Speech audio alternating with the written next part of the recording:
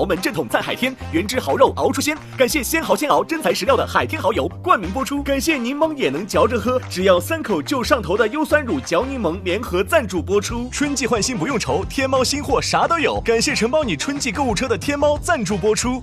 本节目由重磅升级9维营养全覆盖的新一代飞鹤卓瑞奶粉赞助播出。打开微信搜索效果小程序，点击底部节目活动图标参与互动 ，call out 喜欢的演员上台咔咔。哎，广志、小齐，就这场嘉宾你们都认识吗？这都谁呀？这全明星阵容啊！我跟你说啊，这次好几个冠军在场上的啊。哎，你俩没准备点吗？有战术，有战术。这么打吧，都摆烂了。这场真的不一样啊！你们一会儿吐槽的时候注意一点啊，听见没？这不犯规吗？裁判呢？有没有人管我？裁判呢？这犯规了。行，都不管我。那咱们就说好了啊，这次你们写不出内容来，不许再说我了啊！行，就这么来。我觉得有机会啊！而且我之前吐槽不够狠，这次我要多说你们俩。好，中！我就说这操作莽就完了。哎，刚刚是不是有人说话了？没事，没人说话啊，上台吧。好。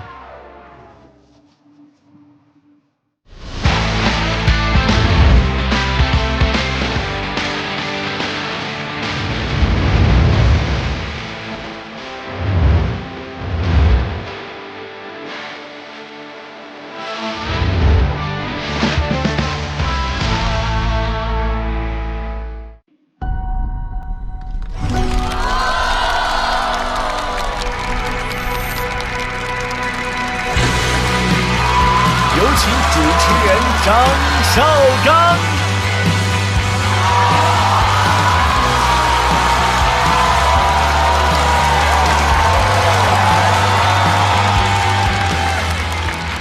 名人不说爱话，各位好，欢迎来到由鲜豪鲜熬的海天豪油冠名播出的主咖和他的朋友们，我是主持人张绍刚，欢迎各位光临。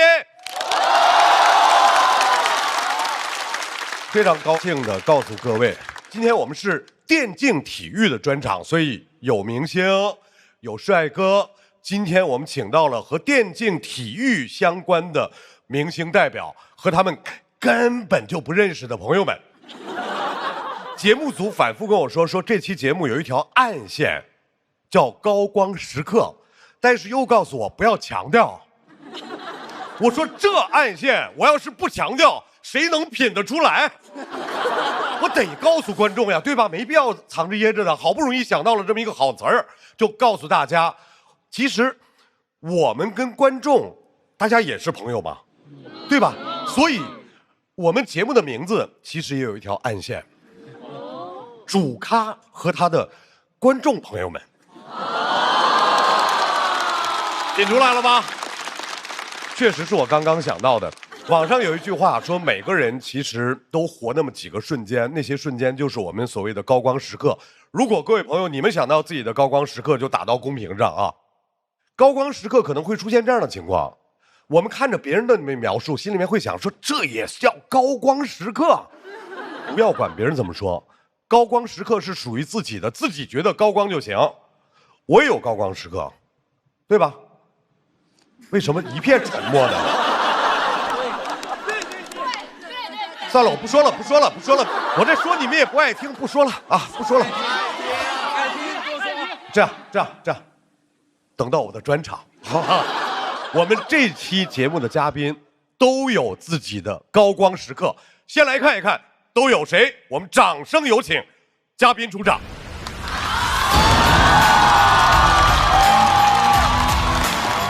有请脱口秀大会4季军，脱口秀和他的朋友们冠军，来自效果文化，欢迎何广智。我可真是一朵带刺的玫瑰呀！何广智，脱口秀和他的朋友们第2季年度总冠军。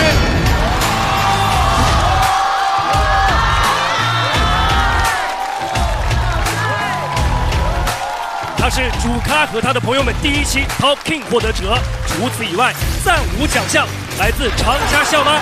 欢迎脱口秀演员小齐。你们没学过生气吧？恭喜小齐获得本场 Top King。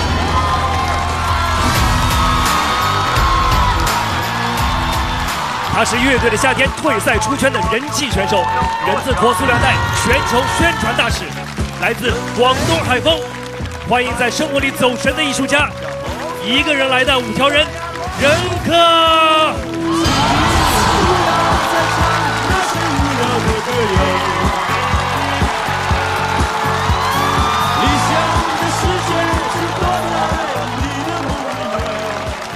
他是推理脑中白月光，书销70万册的青年作家，在银河系旅行的歌手，战至巅峰冠军队成员集各种标签于一身的新时代斜杠青年，欢迎胡一星。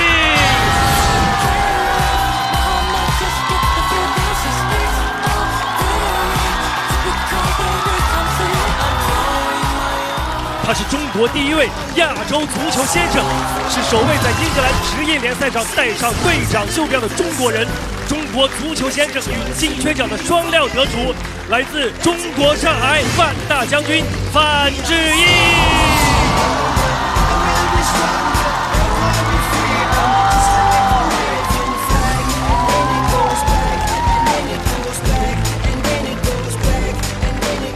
他是昔日天才 AD， 首位 LPL 职业比赛德莱文5杀选手，电竞顶流主播，花盆景观爱好者，有请水晶锅 Crystal。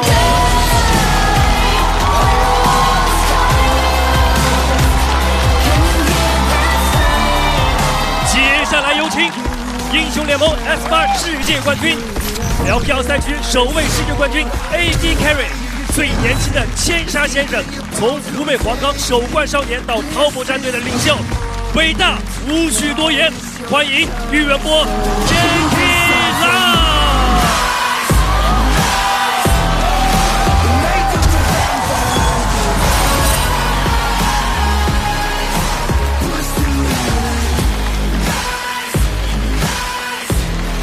最后登场的是首位 NBA 华裔控卫，毕业生涯最高得分38分，同领7点全球的零疯狂缔造者，2019年 NBA 总冠军成员，来自哈佛大学，有请林书豪 Jeremy Lee。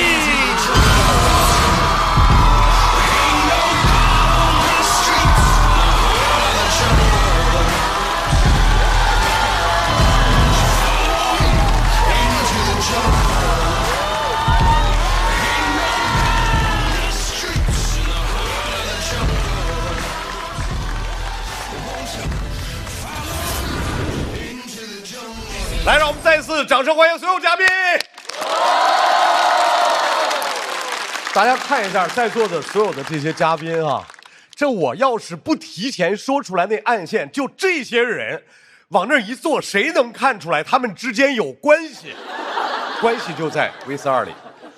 辉煌时刻谁都有，别拿一刻当永久。本期我们就请到了一些不在辉煌时刻的嘉宾，他们曾经有高光，现在有档期，可以说非常有性价比。首先是 LPL 天选哥哥 Jacky Love， 本名喻文波，是游戏英雄联盟的一名职业选手，担任 ADC。给你搞得太帅了。也许你不认识他，这么说吧，他是 LPL 最年轻的世界冠军，相当于演员界的易烊千玺、跳水界的全红婵，以及喜剧界的徐浩伦和谭湘文。疯了吧你！来自教育名城湖北黄冈，但没有被知识改变命运，早早就踏上电竞之路，加入 IG 战队。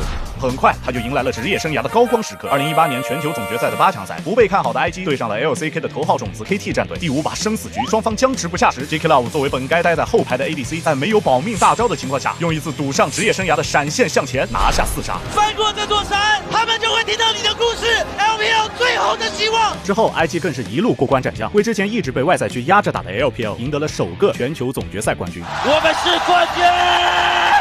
但这也就是 Jacky Love 最大的高光了。转会到滔博战队后，他说：“我们会创造新的历史。”果然，他创造了 LPL 最差的一个外战历史，输韩国、输欧美，甚至输越南。看来有些话还是说早了。只有冠军才会被一直记住。不止哦，输越南也会哦。但没关系，哥哥，你打不过的越南，国足帮你赢了。这句话太好了。而在篮球圈，林书豪的职业生涯跟 Jacky Love 非常相似。作为华裔天才篮球少年，在高中时期就获得了北加州2级联赛年度最佳球员，但因为亚裔的身份，他被各大篮球名校拒绝，只能无奈去读了哈佛。我很不想去哈佛。哎呦，太无奈了。之后他加入 NBA， 签约勇士队，刚开始只能当替补守饮水机，直到对战篮网时，主力球员的缺席让林书豪临危受命替补登场，拿下了25分、5篮板、7助攻。从此他在 NBA 大杀四方，有了林疯狂的称号。自此，林书豪一战封神，成了 NBA 顶流。不出意外，接下来就要出意外了。17年，他因髌韧带断裂，从核心球员成为边缘替补。为延续职业生涯，他以外援身份加入了 CBA， 但可能是不适应 CBA 的节奏，没能重现高光。25年，他举办退役仪式，来的都是我们节目请不到的大咖们，搞得像星光大赏一样。不过他跟 J Club 最大的不同就是他喜欢刀塔，在 J Club 夺冠的18年，还公开表示英雄联盟不好玩。行，你很勇敢。如果说 J Club 和林书豪是竞体巨星，那水晶哥就是竞体圈的一个人。ID Crystal 本名杨帆，但却没有起航，也是英雄联盟的 ADC 选手，拿下过 LPL 第一个德莱文的5杀。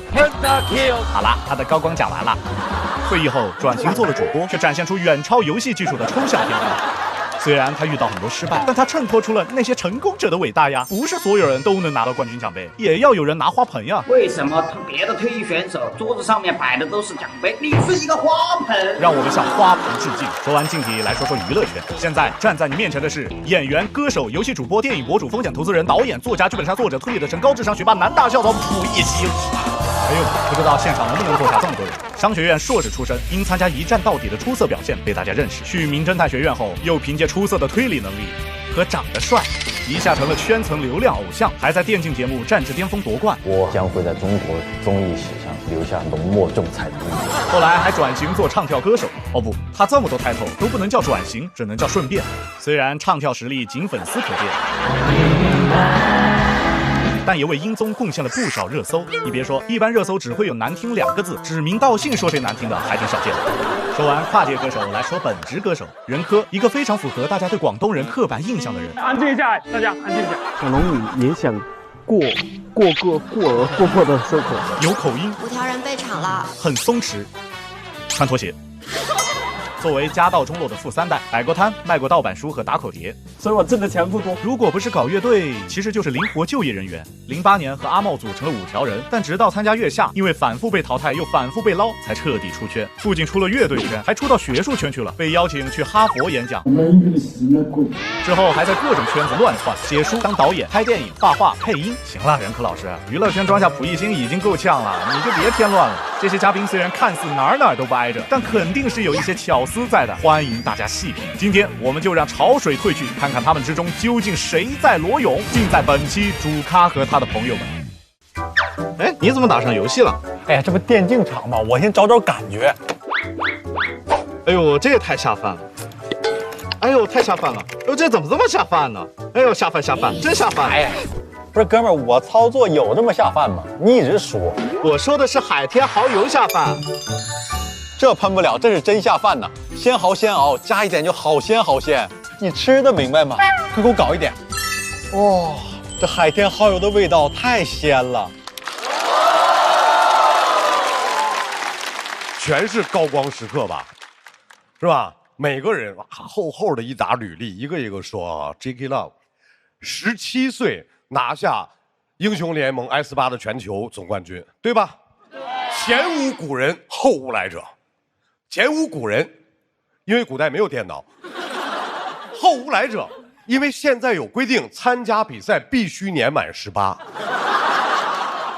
当年赌上自己的职业生涯，向前闪现，拿下4杀，很谦虚，承认自己运气好。后来的几年，他通过自己的实力就证明，当时确实运气好。那往后夸夸一路下坡路啊！欢迎 J.K. Love。书豪，林书豪，前职业篮球运动员，各位拿过 NBA 总冠军，哈佛经济学毕业，哎，就人这个学历，在华尔街轻轻松松拿到100万年薪，但是他放弃了100万年薪，选择去 NBA 追求自己的篮球梦想。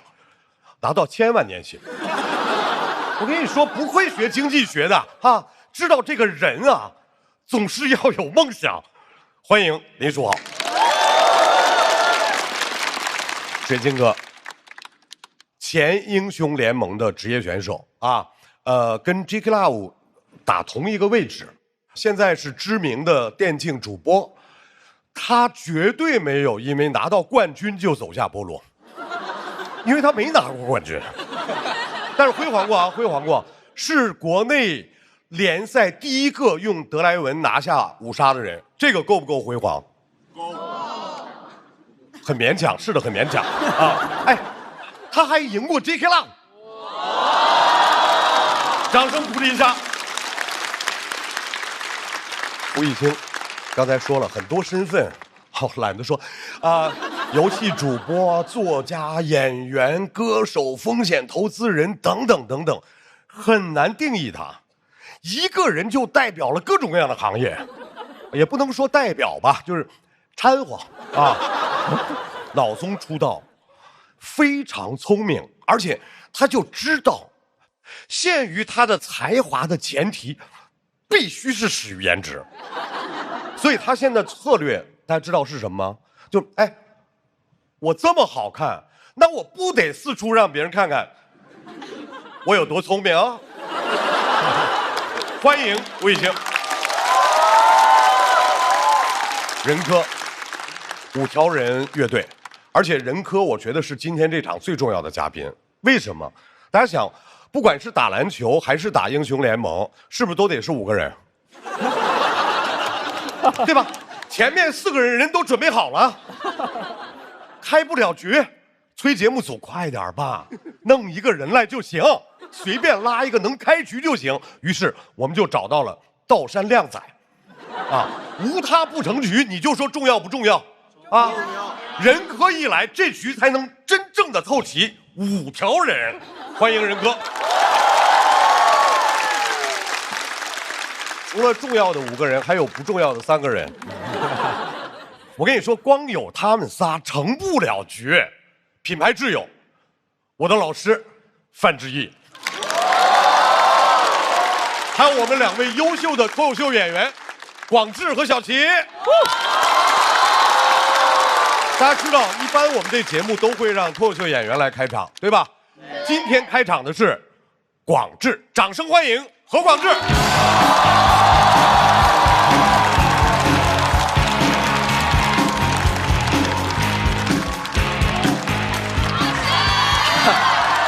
谢谢，不帅啊！谢谢张老师啊！大家好，我是广智。好嘞，谢谢，咱们直接开始啊！大家看今天这个阵容，不难发现啊，都是一些通过竞技比赛被大家认识的人。首先，蒲熠星，智力问答节目出道，大家对他的印象是聪明学霸。那我发现，自打这些人进入娱乐圈后，大家就总说什么搞文艺还得是这些让这些有文化的、学历高的来，我不同意，因为我觉得有文化的就不该搞文艺，有文化你应该去搞科研呀，学霸就应该去中科院，名侦探学院是个什么单位呀？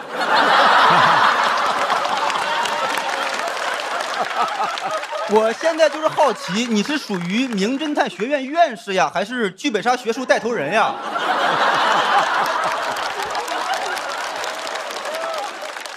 ？J.K. Love， 英雄联盟世界冠军，湖北黄冈人。黄冈的特产是啥？你们知道吗？试卷。黄冈的亲戚结婚伴手礼都是试卷。大街上连网吧都没有几个的城市，走出来一个电竞世界冠军，就这个离谱程度，他都不是林书豪去 NBA 打球，他是张绍刚去 NBA 当篮球宝贝。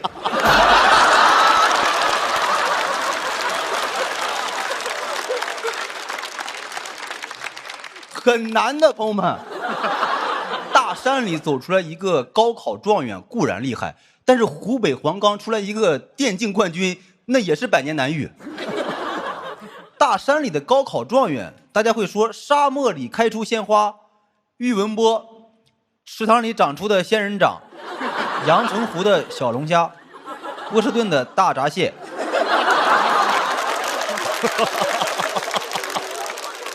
这个冠军太不容易了，你们想湖北黄冈的教育资源多丰富呀？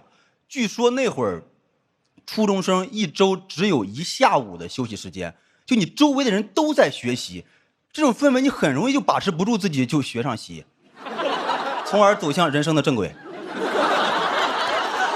所以黄冈对于电竞选手来讲是很危险的，因为你的身边充斥着各种学习方法、考试心得。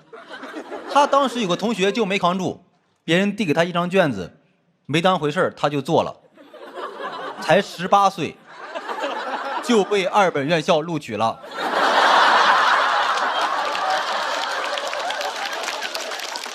这件事情对俞文波打击很大，俞文波知道他必须要靠自己的努力离开这个地方。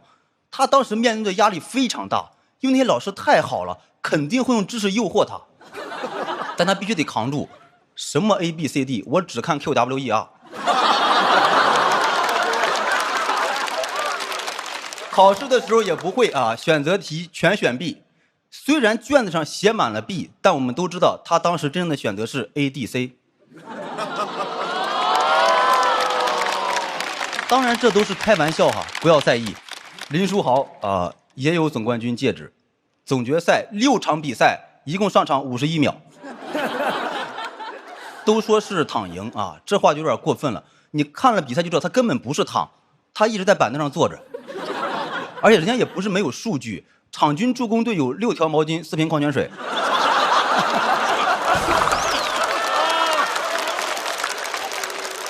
这种冠军呢，确实不好意思往外说。你因为人家 Jackie Love 一说全是细节是吧？我当时向前一个闪现，直接拿下4杀，杀死比赛。林书豪咋说？我当时向前一个挥手，打得好。当然，这种你换一个角度也是可以吹吹牛的。他可以这么说：那年总决赛打巅峰勇士，我汗都没出。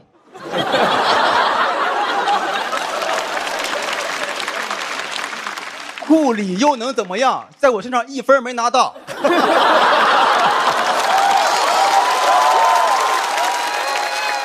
我们编剧去前采林书豪，然后林书豪说他不擅长吐槽，然后我们就问他，如果说节目上一定让你吐槽别人，你会怎么吐槽？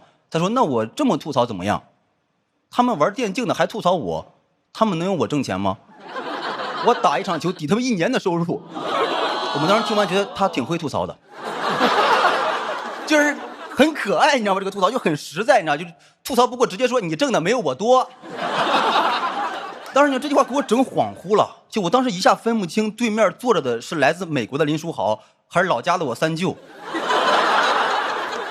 因为他说话跟我三舅一样，没有什么梦想与希望，张嘴闭嘴就是钱。我过年回家跟我三舅聊天，我说我明年没有那么想赚钱，我想做点自己喜欢做的事情。我三舅一扭头，你不挣钱你想治啥？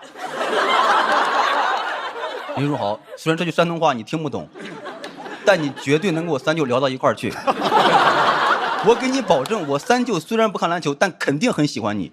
你自我介绍完，我三舅的反应肯定是非常崇拜你哈，他打篮球好，打篮球来1000块。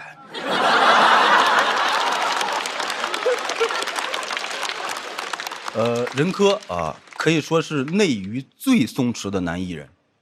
之前来过我们节目，我当时对他印象非常深刻，因为他那场特别垮啊。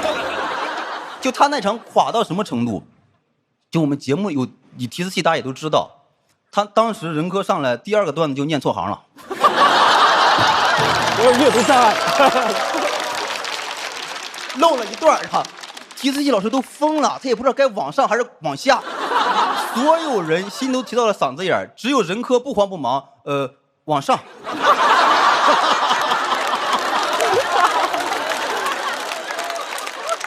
下来一点，好，咱们继续。当然，这并不是我唯一一次见任科救场，就在前不久，在罗老师的那个科技发布会上唱歌，又见了一次啊。因为超时的原因，就是任科唱到一半的时候被拉闸了，然后任科就开始救场。那天晚上怎么说呢？我感觉我看见卓别林了。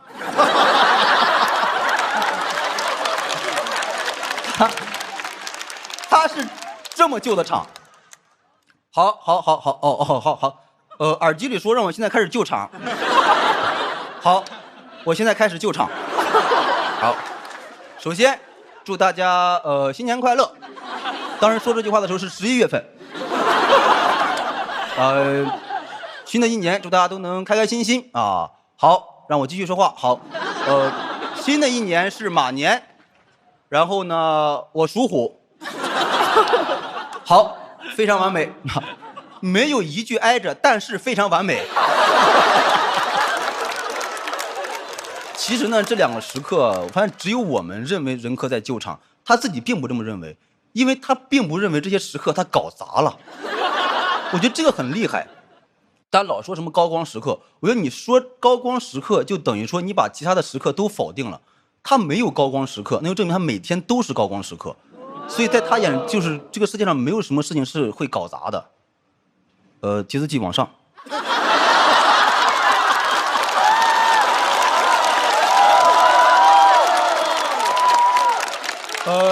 没有了，谢谢大家。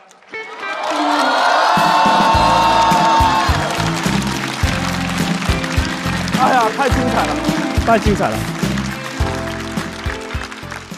谢谢广智啊，广智的表演非常好，但是就是一个小缺点啊，一个小缺点 ，Q 提词器确实太不专业了，太不专业了。真正专业的人谁看提词器？对不对？真正专业的人。下一位要上场的，水晶哥。人家水晶哥其实也拿过冠军，在另一个游戏 CSGO 里，人家拿的那个叫主播争霸赛的冠军，啊，他是因为家里面断网没有参加嘛，队友们顺利的拿到了冠军，所以就是有的人他不在，可能是对团队最大的贡献，啊，你有没有想过一件事，就是你那个网有没有可能是队友给你掐了？掌声有请。虚空的冠军水晶哥。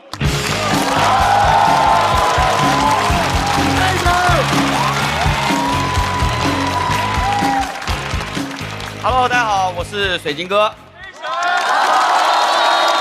谢谢。这2年确实有点过气了啊，因为水晶贬值了。哎，早知道叫黄金哥好了。今天的主题是高光。我这个身高很难有高光，我稍微一低头，高光就从我头上飞过去了啊！唯一算高光的可能就是德莱文5杀了，也很难让家里人感到骄傲。我跟我外婆说，5杀就是连续杀5个人。我外婆让我去自首。对老人来说，游戏打得好没有用，他就喜欢那种学习好的，比如溥仪星。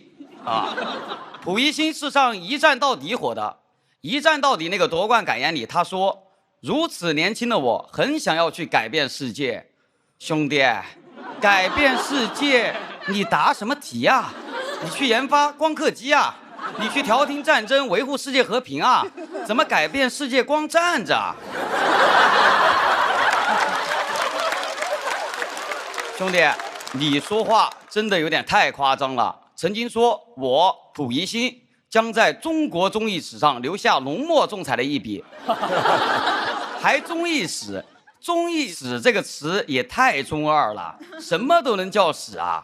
我每晚通宵打游戏，我是不是也能在中国熬夜史上留下浓墨重彩的一笔？后来呢，溥仪星就参加了《明星大侦探》第4季，节目名字很奇怪。明星怎么能当大侦探呢？有的明星不是经常当嫌疑人吗？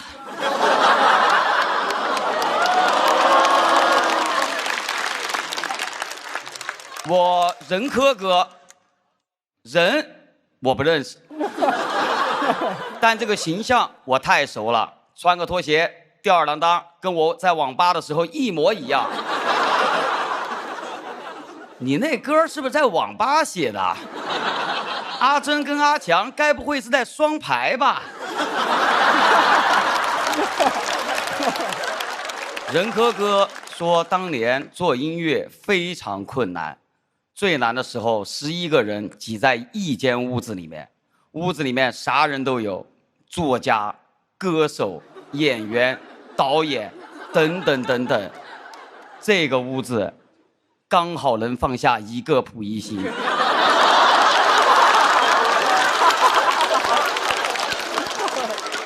接下来林书豪，他非常厉害。林疯狂2019年随猛龙夺冠，我很羡慕他。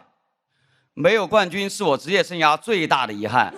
书豪哥夺冠时，不少网友都说他纯混子，说有伦纳德、洛瑞2条大腿，替补拴条狗都能夺冠。网友说话怎么这么难听？说他干啥？起码人家夺冠了，只要给我冠军，我愿意当狗。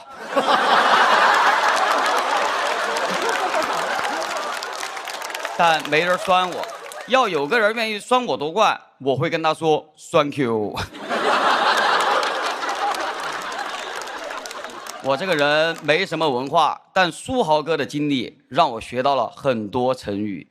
不看林书豪，你永远不知道什么叫一鸣惊人，什么叫如日中天，什么叫昙花一现，什么叫一蹶不振，什么叫是我在狗叫。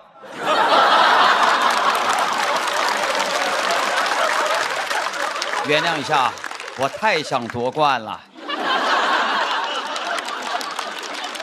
林书豪离开 NBA 3年后，2021年他说：“我目前比任何时候都要好，我依然是 NBA 的水准。”那照你这么说，我也可以说我目前比任何时候都要好，我依然是 LPL 的水准。虽然是 LPL 的水准啊，但我跟 JK Love 没法比，因为我没输给过越南。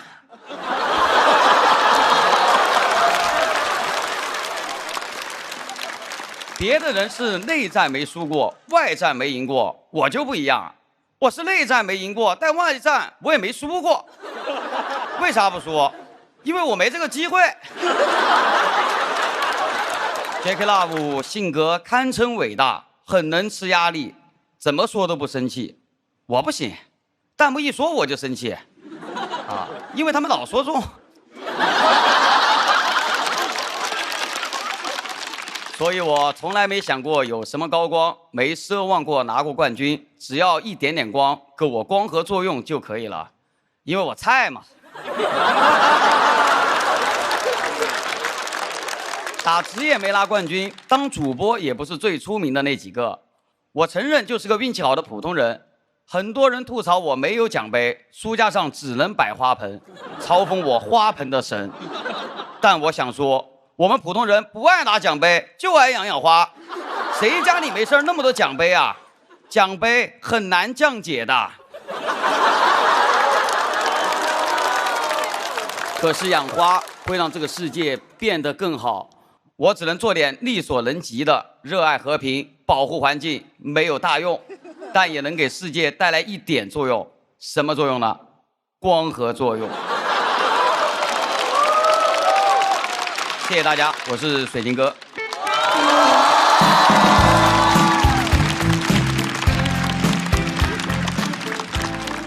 看出来了，嘴是真硬。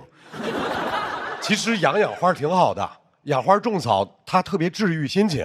对，就治愈没有奖杯的心情。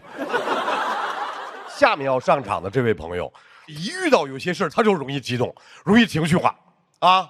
尤其是对体育圈的那个情绪，比对娱乐圈还大。掌声欢迎老体育人范志毅。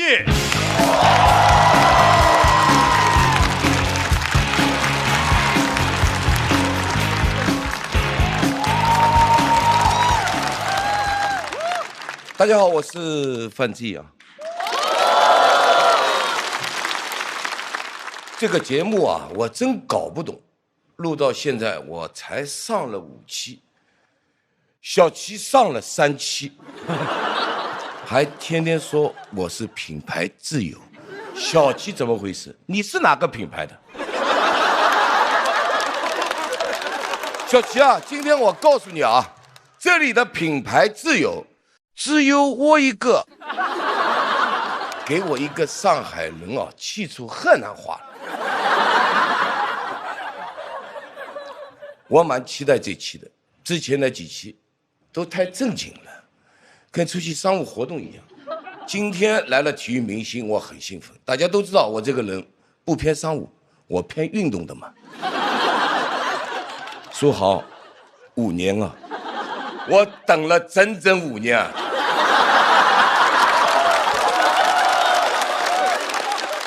终于等来了一个打篮球的。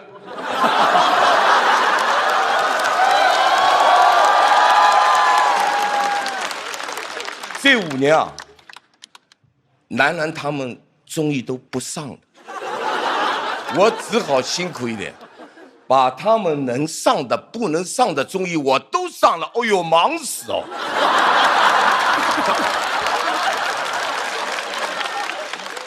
你知道我这5年怎么过来的吗？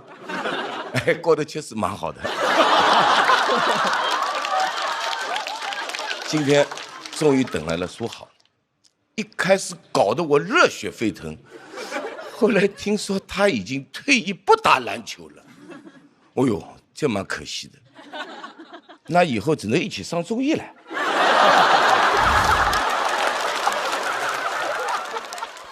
书豪也不容易的。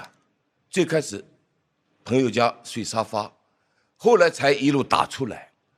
我们运动员很辛苦的，这么多年都有职业病的，大家看着点他，别一会儿在沙发上睡着了。真的。其实我跟书豪是去年见过一次，是 NBA 全明星赛，当时印象里他话不多，后来发现是普通话会的不多。听他说话什么感觉呢？我要烟牌，给我擦皮鞋。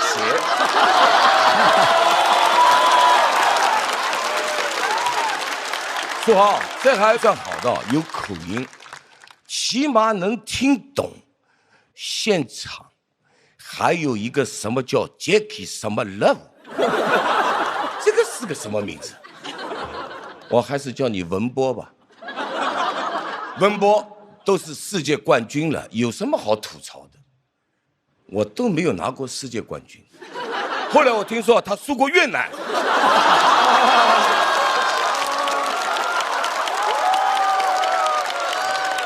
水晶哥，文波的同行也不容易的，打比赛没有拿过冠军，直播没有奖杯摆，只有摆花盆。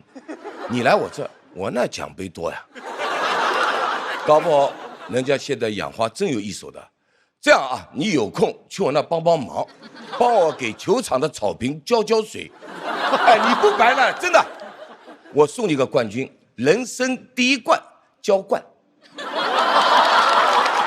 哎，干好了啊，还有那种喷冠和淋冠，你就是3冠王。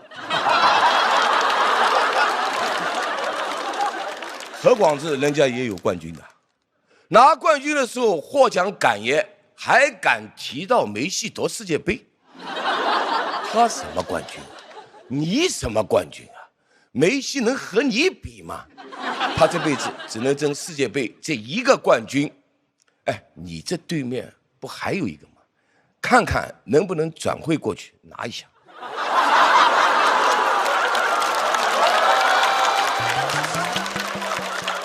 哎呦，一到运动场我就话多。其实这哥几个都有高光时刻的，我也有高光时刻。这么多年号称亚洲第1后卫的太多了，争来争去没意思。我现在就想当综艺的亚洲第1后卫，很难的。我防了这么多年都没有防住张绍刚，还是让他进来了，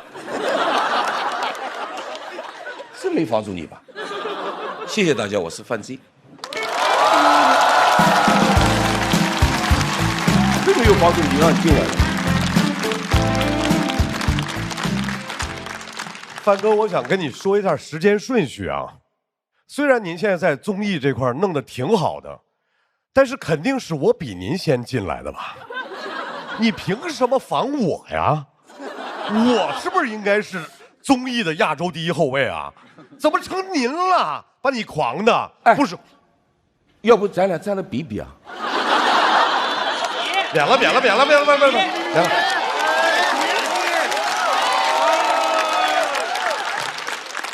要不比比，还踢后卫，没必要，我跳都不用跳，没必要，那么大岁数了，由着他吧啊。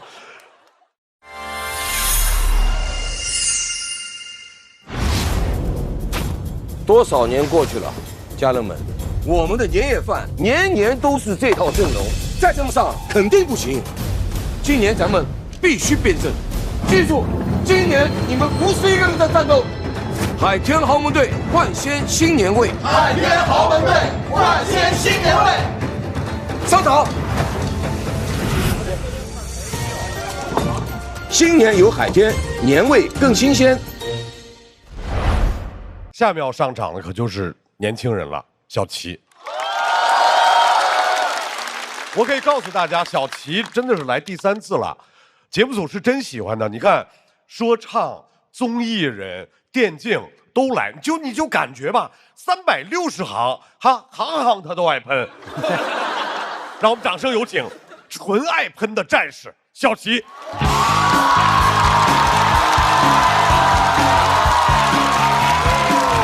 哎，谢谢各位，我小齐啊，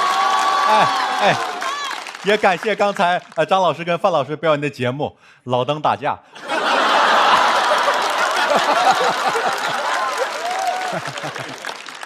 哎呀，这个嘉宾阵容能看出这个节目要完了呀！以前来的什么人？向佐、张唯一、艾弗杰尼，都这些该吐的。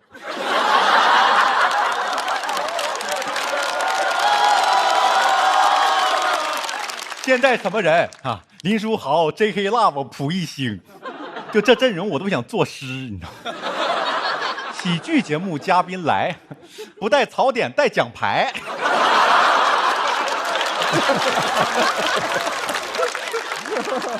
你让小齐怎么办？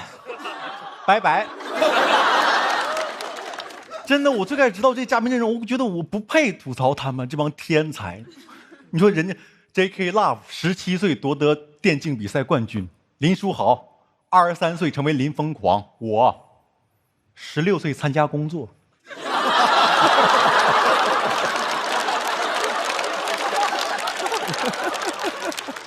17岁掌握基础美容美发技巧。但我这2天我想明白了，我就该吐槽他们，因为吐槽是我的工作，朋友们，不管我配不配，他们都得配合我，你懂吗？因为就算你们是开兰博基尼的人，我是保安。当我说出到，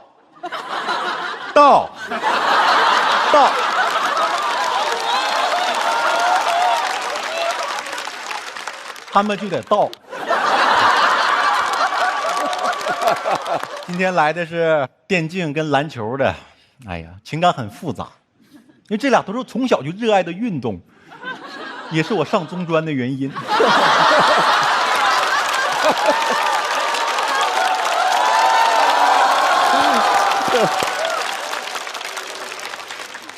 J.K. Love 我最开始我把他当自己人，说过一句话特别戳我，如果没有英雄联盟，我可能在工厂里打螺丝。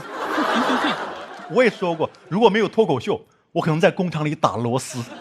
真的，中国如果没有娱乐业，我俩是工友。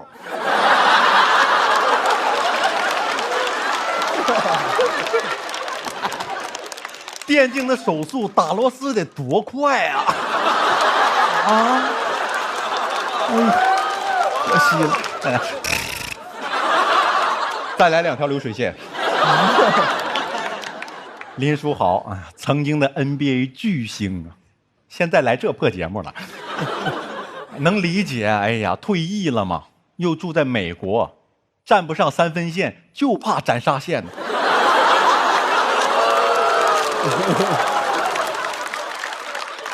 来内娱赚钱，不懂内地也不懂娱乐。就是读稿的时候问导演组说：“哎，我们这么说广智。”嘲笑穷人 ，you know， 不太正确呀。哎呀，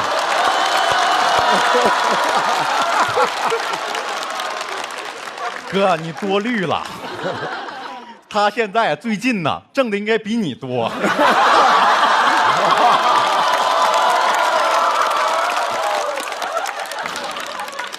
你不知道，这是我们的小周杰伦。哥，这就是内娱。总有人不穷装穷，不懂装懂，没有主咖叫主咖。这个内娱啊，就跟他们英雄联盟界一样，就是火了的呀，都是 faker。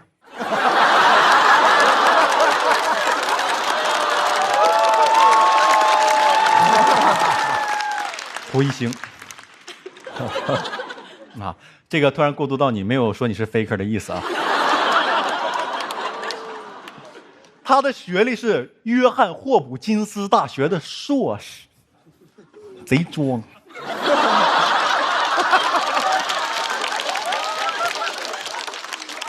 采访的时候觉得自己特幽默，说只是个水硕，别开这种玩笑，我听不出来。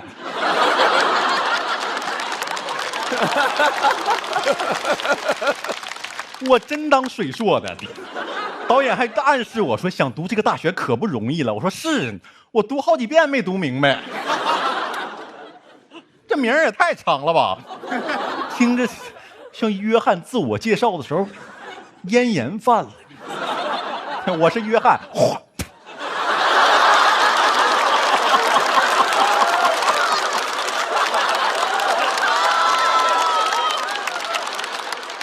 还好今天有人科呀！他的学历是在座我最敬佩的，他是我见到第一个中专肄业的。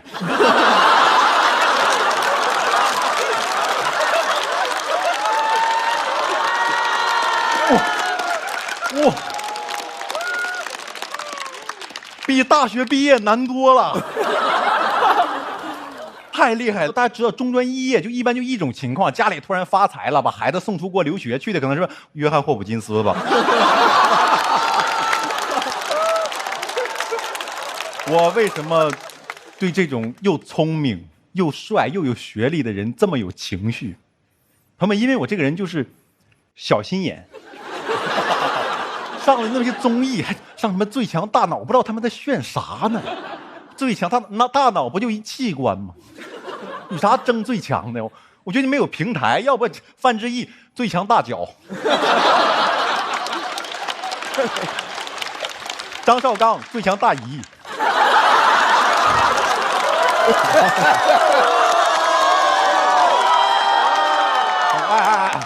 朋友们，一线的一，他还上了一站到底。我不知道那个答题节目，一个答题节目花样咋那么多呢？那花我最爱听我都听不明白。说一站到底答题节目，说咋的？答错了罚站呢？后来知道答对了才罚站。如果你答不上题，你就有个洞，唰就掉下去了。我说，这我得看看。但朋友们，你不知道多少人跟我一样，我不看问题，我就等他掉那一下。我当男生女生向前冲看的。我甚至希望他们出一个纯享版，调动纯享版。哇，这一定要慢放，让我吮吸他们的恐惧。看到那些学霸答完题突然，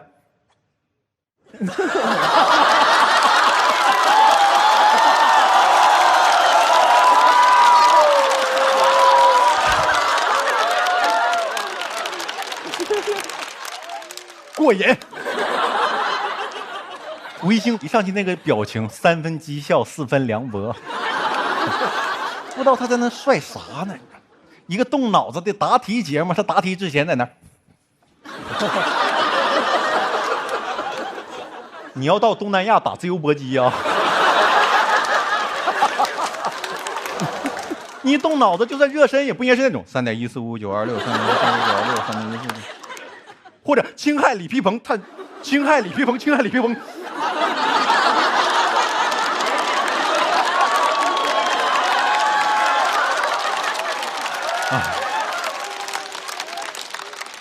这帮天才逼出了我所有知识点。我今天我感觉太难了，我好像那个李皮鹏，我被侵害了。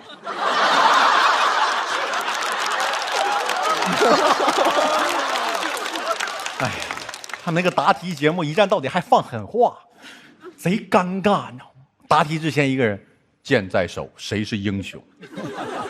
今天这把剑可能会传向他，或刺向他。我说这么中二吗？我感觉下一句话就是萨斯盖。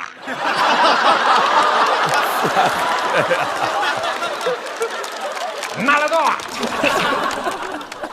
而且不知道他答那个题有啥用呢？朋友们，他们当时花了那么多时间背那么多冷门题目，你可能没想到，后来有 DeepSeek 吧？那个题整贼帅有啥用啊？这贼帅上去。美国总统肯尼迪是在德州哪个城市遇刺的？达拉斯，有啥用啊？都是历史了。不是我们不就是背的题目题库不一样吗？你的冷门点儿，你不要觉得骄傲，真的，我有很多知识你也不知道，你知道吗？不行，今天我考考你。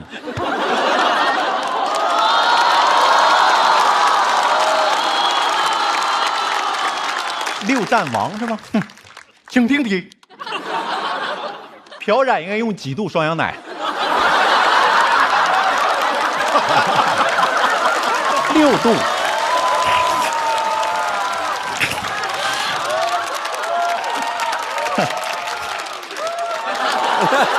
还使相，长那么帅，你会使相吗你？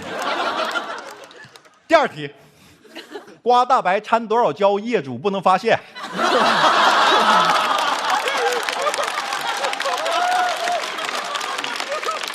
不能掺。你都掉下去了，知道吗？你学霸学吧，你就。朋友们，我今天想说什么？我知道这些天才、这些太阳是耀眼，但每颗星星也是独一无二的。谢谢你们。这帮天才也很好打败，朋友们。林书豪 NBA 打篮球的，你跟他比普通话呀？任科搞摇滚的，你跟他比普通话呀？普通人就应该比普通话。我知道我今天也说错了很多，所以谢谢各位，我是谢谢各位。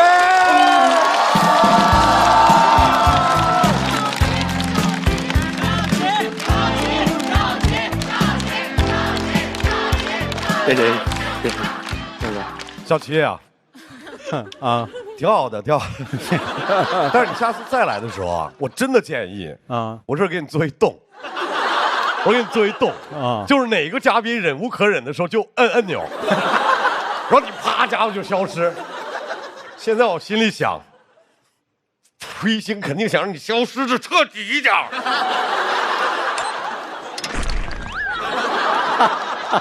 下一位要上场的任科，哎，大家知道任科哈，任科是个很抽象的人，他的行为总是让你很难去预测。可以了，你永远不知道他下一步会做什么，下一秒会说什么，但是只知道他肯定时不时。可以啊，都可以，可以啊，都可以，都可以，好看吧？帅帅帅 ，OK 是吧 ？OK。老师，我的词儿还没说完呢。来，继续，继续，就太伤人了。我得救他。就是你在他所有的行为里面，你就可以肯定一点，他一定会时不时的就会说很厉害的英文。OK， 任科 ，Are you OK？ Yeah, I'm OK. Right now， 掌声欢迎永远 OK 的任科。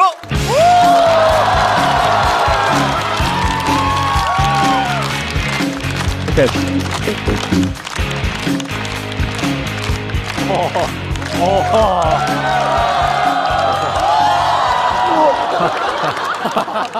Yeah, of course, I'm OK. 大家好，我是任科。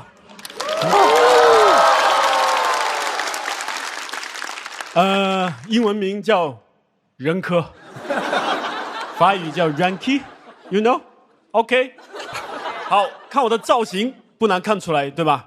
我就是1986年6月17号出生的。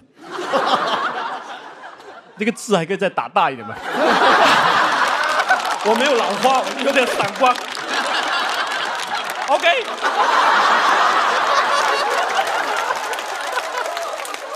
好，回来，从头来。看我这个造型，不难看出来，我就是1986年6月17号土生土长的任科。在那个年代，在那个遥远的过去，就是连郭富城都算不上主咖。But 时代变了 ，Time is changing, you know. OK， 看看现在台上的是什么人？啊，两个打游戏的，两个搞体育的，两个讲笑话的，还有一个一言难尽的。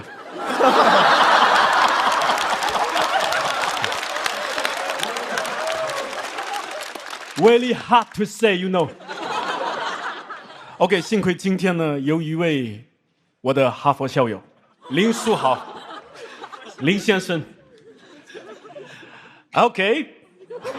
Yes, wonderful， 这个字体刚刚好。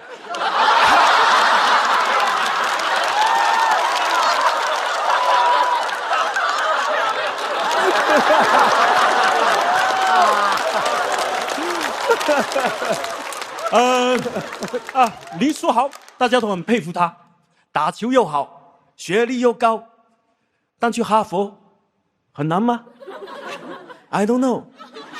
对，我不懂啊，你们是要考试还是参加什么申请之类的，对吗？去哈佛很复杂，对吗？我是被邀请的。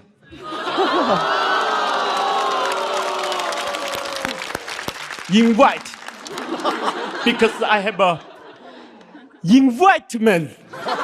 啊不再来 because I have a invitation。哎，这个字怎么读？来，林书豪教一下我。Invitation。OK。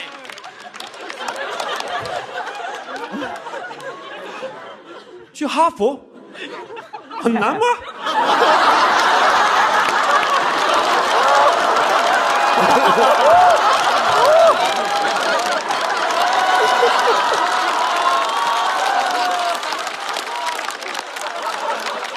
我不懂啊，我是被邀请的 ，because I have a invitation. I have an invitation, you know? Yeah. So for me, it's so easy. OK， 所以推荐啊，最近想演讲但又不知道去哪里的朋友们，哈佛还蛮不错的。众所周知林书豪曾经是 NBA 球员，我呢一直觉得我的篮球水平呢也是 NBA 级别的，虽然我从来不打。我17岁第一次拿起篮球的时候，我就幻想我拿了 NBA 总冠军。我不擅长篮球，但我擅长幻想。我有多擅长呢？我又拿了一次了。OK， 我们回到现实。林书豪有一段时间比赛呢，会搞各种各样夸张的发型，别人投3分，他投37分，而且还搞脏辫，应该是战术，以脏辫应万变。Yes。但是后来呢，他就不搞发型了，打球也不行了。你以前的发型呢？你以前的头型呢？你得稚嫩起来啊，晓得不？一句标准的东北话送给你啊 ，OK。回到普通话。我初中没读完呢，就出来搞艺术了。哎呀，我怎么播音腔都出来了？再来。哎。我初中没读完，我就出来搞艺术了。我觉得学历不重要，我讨厌那些总是炫耀自己学历高的人。小七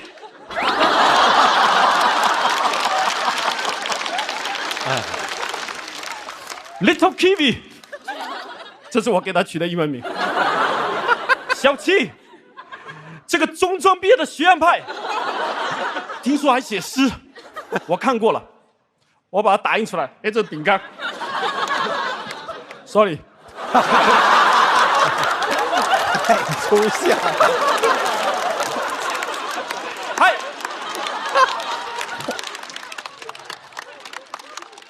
看，这诗多好看，形状像一个陀螺，一坨好诗。Anyway， 今天还有2位电竞选手，我不了解英雄联盟啊，就去查了一下，其实呢就是一个场地，然后在里面5条人打5条人，就这样的游戏，比赛奖金居然有200万美金，怎么5条人跟5条人差距就这么大呢？Yes， 我特意呢看了他的介绍。我有手卡的，我不光有那个提示器。OK，Jackie Love 在 LOL 的 S8 赛季里面担任 IG 的 ADC， 战胜了 KT、G2、FMC， 然后为 LPL 带来首个冠军。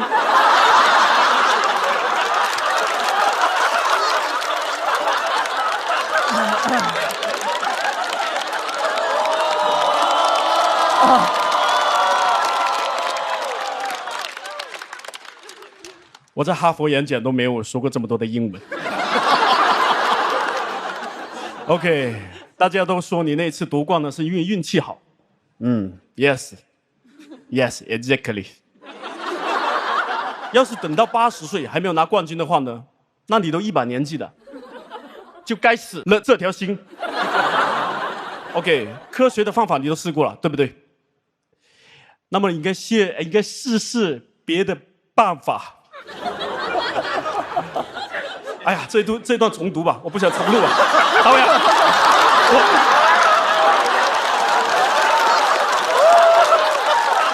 太抽象。结束完之后，我不想重录，我重读这一段。没见过这么新的喜剧技巧。What are you doing, man?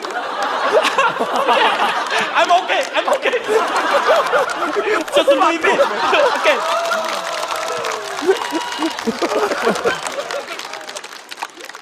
科学的方法你都试过了，你该试试别的方法，比如换个名字。要成功嘛，可以把 Jackie Love 改成 Jackie Chan。这个名字一听就很能打，对不对 ？Jackie 好歹拿过1次冠军，水晶锅呢？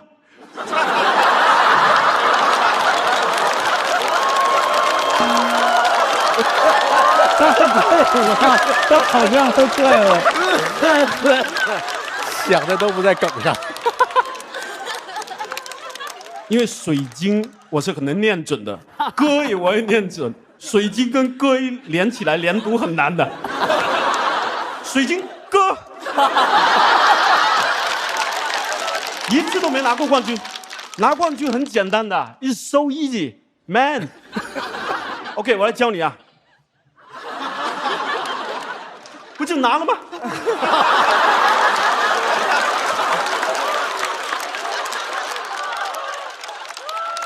吴一星，之前呢上节目呢见过，送了我一本他的小说，一本悬疑小说，悬疑小说一本，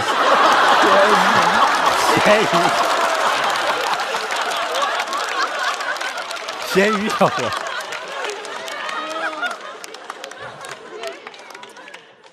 一本悬疑小说，我看了不是很悬疑，我决定自己制造悬念，所以没往后看。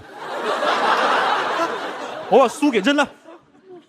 不过呢，你的书呢并不孤独，因为在垃圾桶里面还有冯唐的、李诞的、许知远的。OK， 开玩笑的，他们3个的我都没扔。OK， 他在演唱会给自己创造了7个不同的角色，这在拉空，这在拉控，这在拉康的精神分析里叫人格分裂啊。也有另外一种说法叫自恋，觉得一个自己还不够大家欣赏，他跨年发朋友圈都是新的一年爱你牢记。你不觉得拥挤吗 ？OK， 开玩笑，微信，你们7个不要围殴我啊！好吧，最后一段了。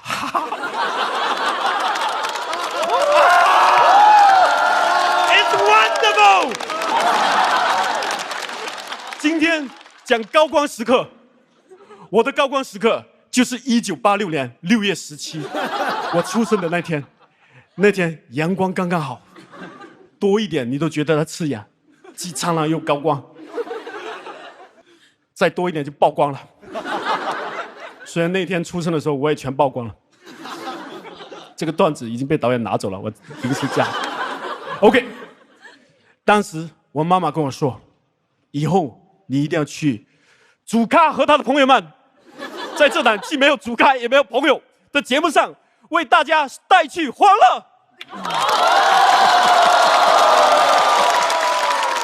OK， 辛苦大家，我是任科，感谢任科的表演。哎，任科的表演刚才非常好。sorry， 这句是主持人的，我多读了一句啊。OK， 提示器下班。我拿我啊，的饼干。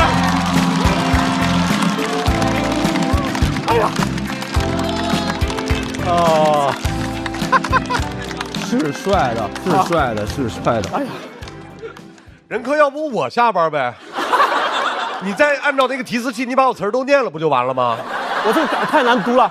而且你有没有一个感觉，各位朋友们，就是任科的这个表演啊，他带来了这样的一种风格，就你觉得吧，永远也演不完，因为他随时往回倒。刚才广智非常担心的叫了我一下，广智说：“张老师，按照这个节奏，一会儿是不是您上去要重新介绍他？”广智，我要承认嘛，这个好笑。哎呀，就是这种循环播放的脱口秀风格，谢谢您给我们带来。天才，天才！哎呀，太可怕了。